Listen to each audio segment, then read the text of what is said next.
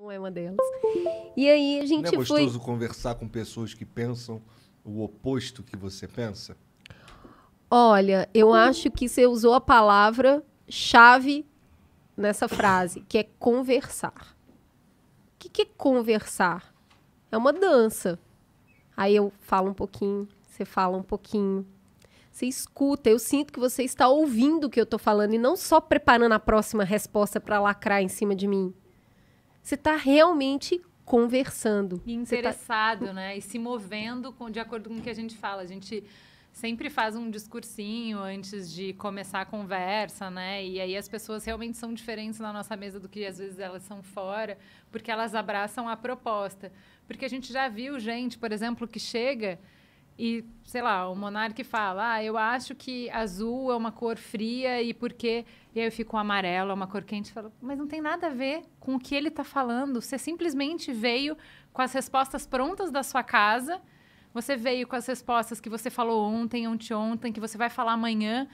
Você não se deixa atravessar por nada. Não tá rolando o jogo, né? Não assim, tá rolando o jogo. Você não se move pelo que ele fala, entendeu? Total. Que é uma coisa muito bonita quando a pessoa tá te escutando e fala assim, cara, isso aí que você falou me fez pensar que daí é outra coisa. Aí rola conversa, de verdade. Aí é conversa. A gente tem esse problema, às vezes, quando vem alguns convidados que são ou palestrinha, ou seja, o cara tem todo um roteiro que ele já preparou em casa. Já passamos, amigo. Nossa, é um Então, saco. aí Sinto sua dor. o palestrinha é aquele que fala assim, não, mas voltando aqui pra história...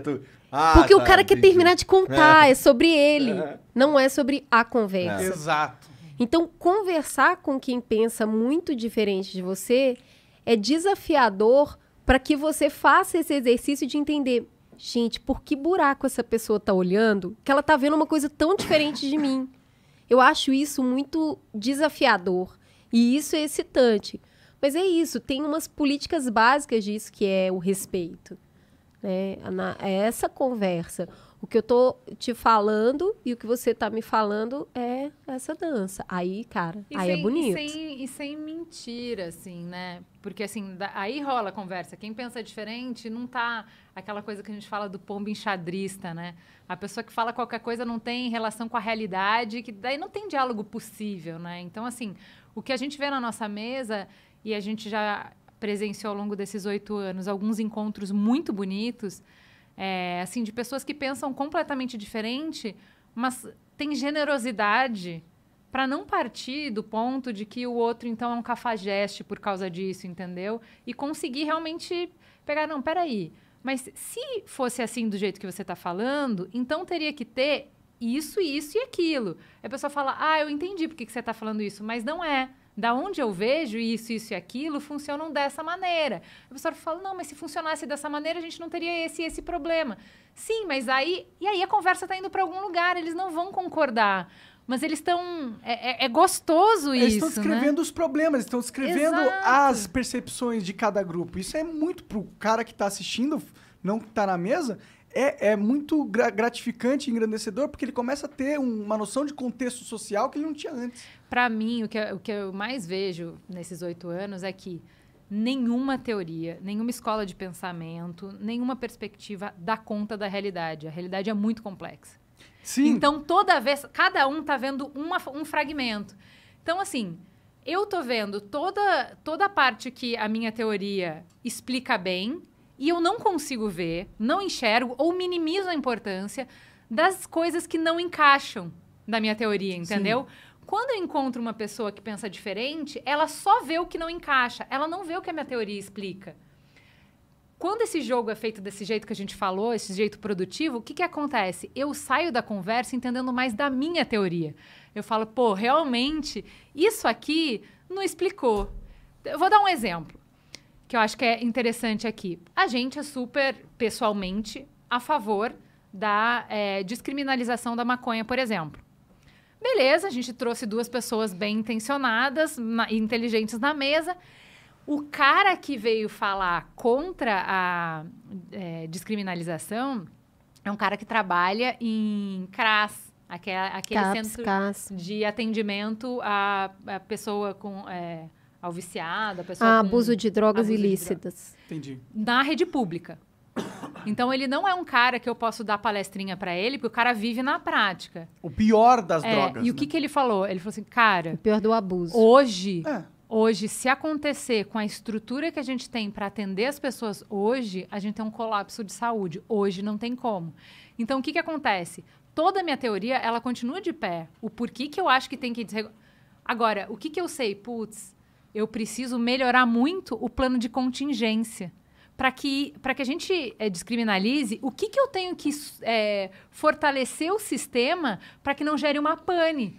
Então é isso, quando eu converso com quem vê de um ponto diferente de mim, eu não preciso mudar a minha ideia, mas eu enriqueço ela, eu complexifico ela, né? Claro, com certeza, essa é a beleza, né? Inclusive eu vi um neurocientista falando uma vez que a sanidade é um problema muito complexo para o cérebro, para um cérebro resolver. Então, o que a gente faz? A gente pega esse problema, que é a sanidade, e a gente faz um outsourcing para toda a sociedade. Ou seja, a sanidade não é só o nosso computador que computa e chega é todo mundo junto que chega no que é ação.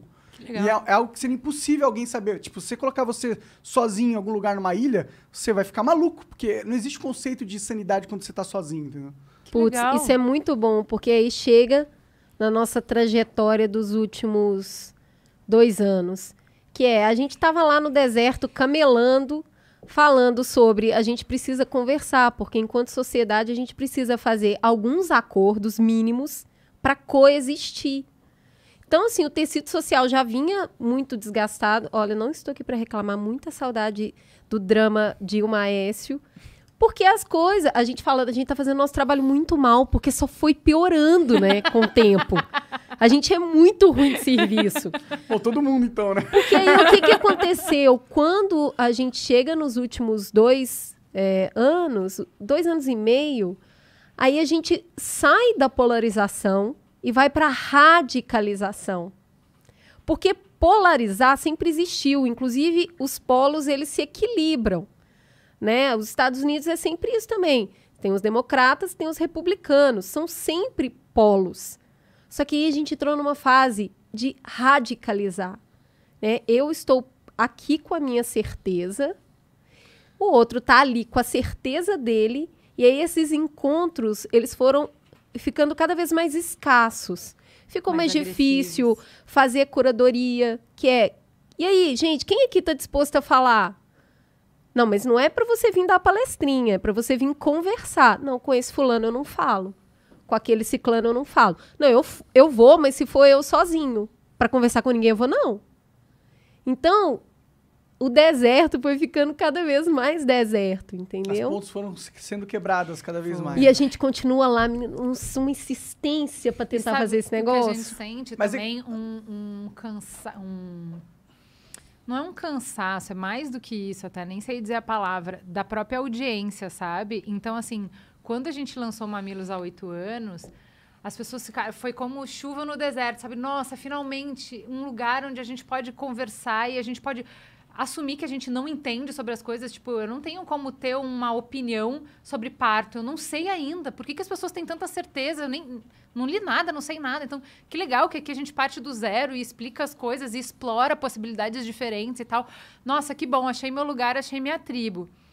Com o tempo, mesmo as pessoas que nos acompanharam na jornada começaram a ficar tão machucadas por esse embate diário que elas começaram a não dar conta mais do desafio de ouvir o diferente. Ouvir o diferente começou a nos machucar cada vez mais. Então, assim, hoje eu podia... Quando a gente lançou, eu podia ouvir o Monark e ele falar coisas que eu não concordava e aquilo só era... Eu não concordava, ponto. Hoje, se o Monark vai lá e fala as mesmas coisas que ele falava há 8 anos atrás, eu nunca mais quero ouvir. É intolerável. Tô decepcionado. Ser excluído da sociedade. Tire os patrocínios dele. Cancelem as redes sociais desse cara. Cara, e algumas pessoas que estão com a gente há muito tempo, elas até conseguem fazer essa autoanálise, assim, de falar assim, que coisa, né? Eu não consigo mais. Não é que vocês estão erradas, eu vou parar de ouvir porque eu não dou mais conta de ouvir uma pessoa falar coisas que eu não concordo. Mas o que você acha que levou as pessoas a terem esse comportamento? Eu tenho uma... Uma teoria. Uma teoria. Que foram a forma com que os algoritmos das redes sociais se manifestaram. Eu nem digo que foi a forma com que eles foram programados, porque esses algoritmos eles são inteligências artificiais que a forma com que eles funcionam é decidida por eles mesmos. Né? Então, nem mesmo os caras que programaram inicialmente o algoritmo entendem realmente qual é a lógica pela qual eles operam. E, infelizmente, parece que a lógica pela qual eles operam só fomentou essa radicalização. Porque o que ele faz? Ele quer sempre entregar algo que você quer assistir. E como você mesmo disse, a gente não quer ver o cara que discorda, a gente quer reforçar as nossas próprias ideias. Mas tem também o lance que as coisas os assuntos a serem concordados ou discordados, assim, debatidos, eles podem ser, eles, pelo menos aí recentemente, se tornaram fundamentalmente excludentes. Por exemplo, porra, se você for falar pra mim aqui na minha frente que não vai tomar vacina porque a vacina não funciona pra Covid, o caralho, não sei o que, não sei o que, não sei o que, porra, isso é algo que, nossa... Choca porque é uma burrice muito grande. Mas... Então, e qual seriam os argumentos e tal? Então, eu acho que aí a gente entra numa parte interessante dessa conversa, que é, beleza, quem eu devo escutar, então? Tem que escutar todo mundo. Qual que é a linha de corte? E aí a gente teve que se fazer essa pergunta também. E o que vocês fizeram? Me ensina. Cara, eu acho que a gente voltou para a raiz, voltou para o nosso princípio, que é dialogar, não é? Então, as pessoas que estão convidadas, aptas a sentar na nossa mesa, são pessoas que respeitam os direitos humanos, acreditam neles, respeitam e acreditam na democracia. E a democracia parte do princípio de discordar. De conviver com quem de você coexistir. Discorda, né? Que é, nós três vamos votar, nós quatro vamos votar aqui se eu devo tomar mais uma tacinha de vinhos e tal. E aí, pode ser que eu perca e eu tenho que coexistir com as pessoas que votaram e eu perdi essa votação. Então, no momento de radicalização, o que a gente fez foi isso. Foi falar assim, não, ainda tem pessoas inteligentes e bem intencionadas que discordam de uma maneira inteligentíssima. O que a gente precisa fazer é excluir os radicais. Porque não existe diálogo com fascismo. O fascismo é o princípio da eliminação. Eu elimino o outro. Sim. Então, qualquer pessoa que está pregando eliminar, está pregando uma violência de eliminar o outro, aí a gente... Não é só eliminar, não né?